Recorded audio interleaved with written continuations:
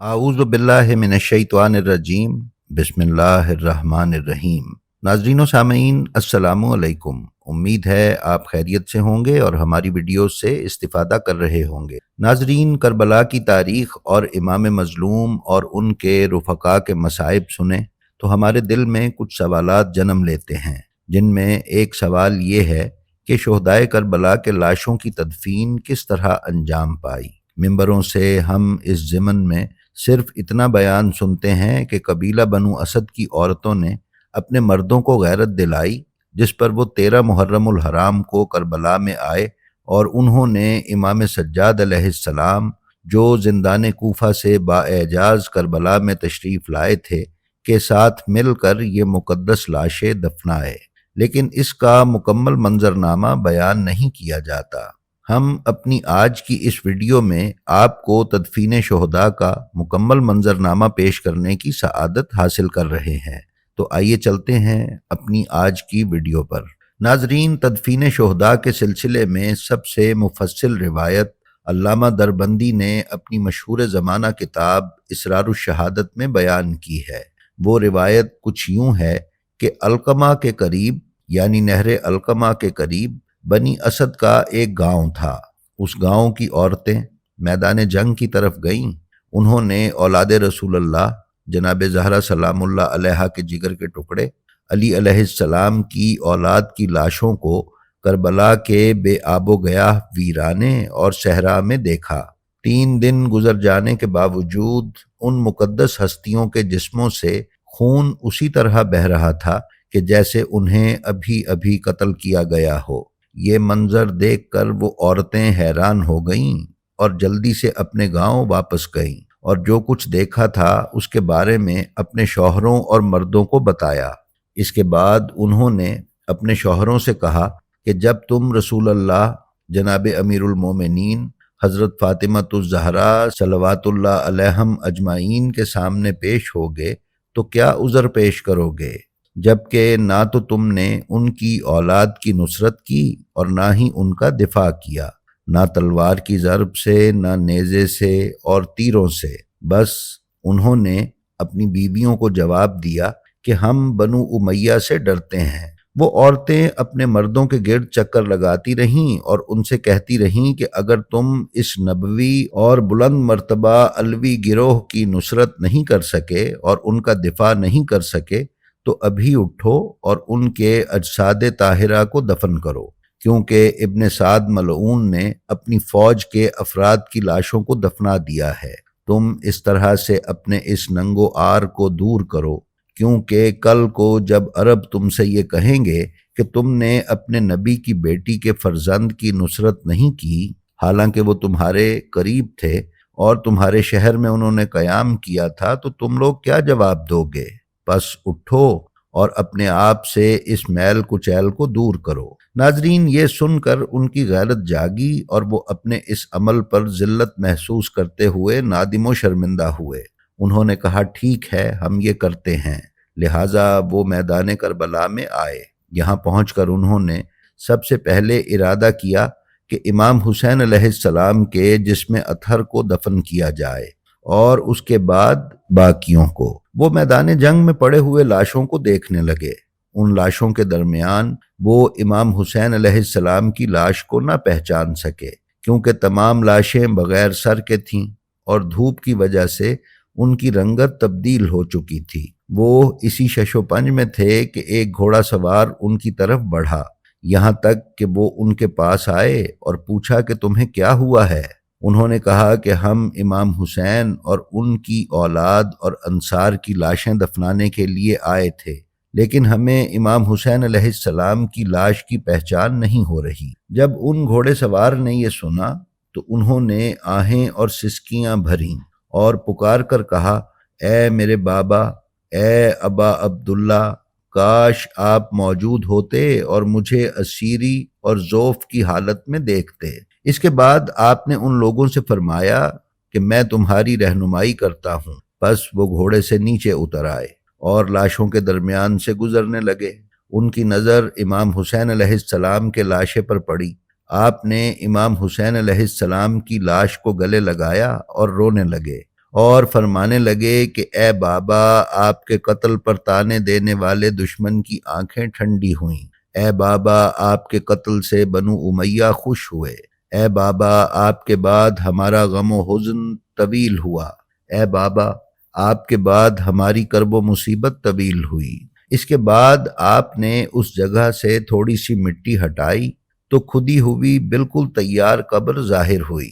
پس آپ علیہ السلام نے امام حسین علیہ السلام کے جسد اطہر کو اتارا اور اس تربت اقدس میں انہیں دفن کیا کہ جس جگہ آج ان کا روضہ مبارکہ ہے۔ اس کے بعد آپ فرمانے لگے کہ یہ فلاں ہے، یہ فلاں ہے اور یہ فلاں شہید کا لاشا ہے۔ پس اسدی ان کو دفنانے لگ گئے۔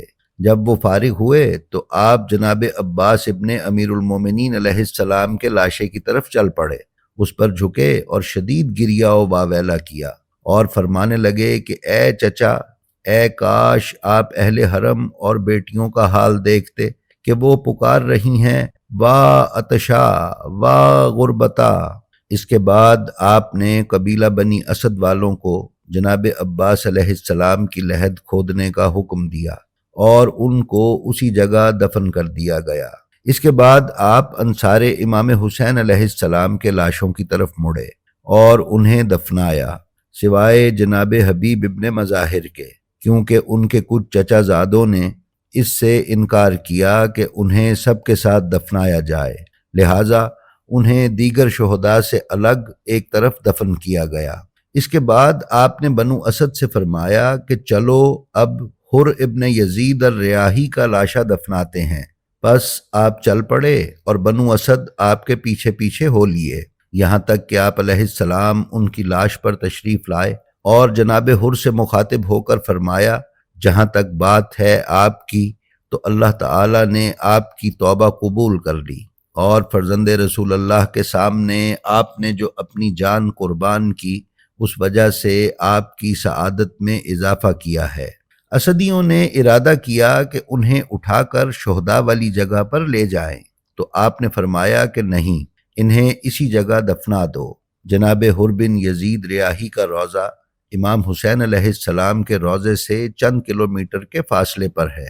ناظرین، جناب حر علیہ السلام کی قبر مبارک کے امام حسین علیہ السلام کے روضہ اقدس سے کچھ کلومیٹر دور ہونے کے بارے میں چند احتمالات ہیں، جو کچھ یوں ہیں کہ جناب حر جنگ کرتے کرتے خیمہ گاہ سے کئی کلومیٹر دور نکل گئے تھے، اس لیے جہاں شہید ہوئے وہیں انہیں دفنایا گیا۔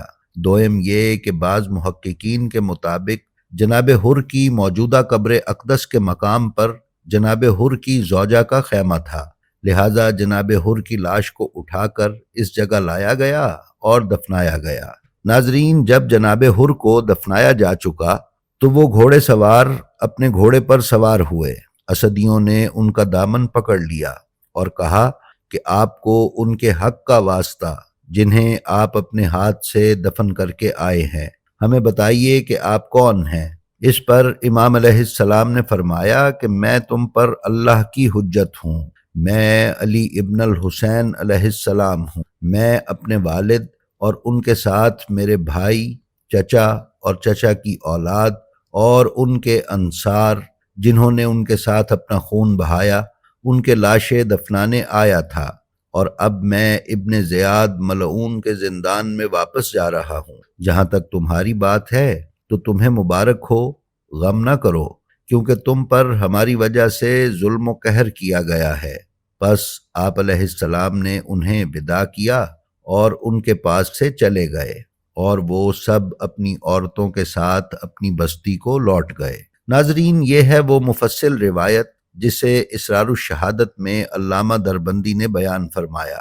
انصار حسینی جو اکٹھے ایک ہی جگہ ساتھ ساتھ قبریں بنا کر دفن کیے گئے، ان کی قبور کی جگہ کو گنج شہیداں کہا جاتا ہے، جبکہ کچھ مورخین کے مطابق ان کی اجتماعی تدفین کی گئی۔ اسی طرح جناب حبیب ابن مظاہر جنہیں امام حسین علیہ السلام کی تربت اقدس سے کچھ فاصلے پر دفن کیا گیا، ان کی تربت امام حسین علیہ السلام کے روضے کے اندر امام کی ضریح مقدس سے کچھ فاصلے پر ہے۔ ناظرین، امام حسین علیہ السلام کی ضریح اقدس چوکور نہیں بلکہ اس کا ایک حصہ ایک طرف سے باہر نکلا ہوا ہے۔ اس طرح اس ضریح کے 6 کونے بنتے ہیں۔ اسی ضریح اقدس کے اندر امام حسین علیہ السلام کی تربت اقدس سے چند فٹ کے فاصلے پر جناب علی اکبر علیہ السلام کی تربت ہے۔ مزید بیان کیا جاتا ہے کہ امام حسین علیہ السلام کی ضریح اقدس کے اندر کچھ مورخین کے مطابق حضرت محمد اصغر بن علی، جن کو اہل سنت کے مصادر میں ابو بکر بن علی کہا جاتا ہے، کی قبر بھی موجود ہے، جبکہ کچھ کے نزدیک جناب احمد بن حسن مجتبی علیہ السلام دفن ہے۔ ناظرین، اس موضوع پر مزید معلومات حاصل کرنے کے لیے آپ حال ہی میں شائع ہونے والی اردو زبان کی کتاب بنیان المرصوص، جسے علامہ حیدر عباس نے تحریر کیا ہے، کا مطالعہ فرما سکتے ہیں۔ جی تو ناظرین، یہ تھی ہماری آج کی ویڈیو۔ ہمیں امید ہے یہ آپ کو پسند آئی ہوگی۔ اگر آپ ہمارے چینل بلینڈ آف ہسٹری پر نئے ہیں تو ہم آپ سے گزارش کرتے ہیں کہ برائے مہربانی اسے سبسکرائب کر لیں اور اس کے بیل آئیکن پر کلک کر کے آل نوٹیفیکیشنز کی سیٹنگ کا انتخاب کر لیں، تاکہ آپ ہمارے چینل پر پیش کیے جانے والے کسی بھی ویڈیو سے محروم نہ رہ سکیں۔ اس کے ساتھ ہی ساتھ ہمارا جو ویڈیو آپ کو پسند آئے اس کا لنک اپنے حلقہ احباب میں شیئر کر کے علوم محمد و آل محمد علیہ السلام کی نشر و اشاعت میں حصہ دار بنیں۔ اپنا اور اپنے متعلقین کا بے حد خیال رکھیں اور خلق خدا میں آسانیاں تقسیم کرتے رہیں۔ خدا آپ کا حامی و ناصر ہو۔ السلام علیکم۔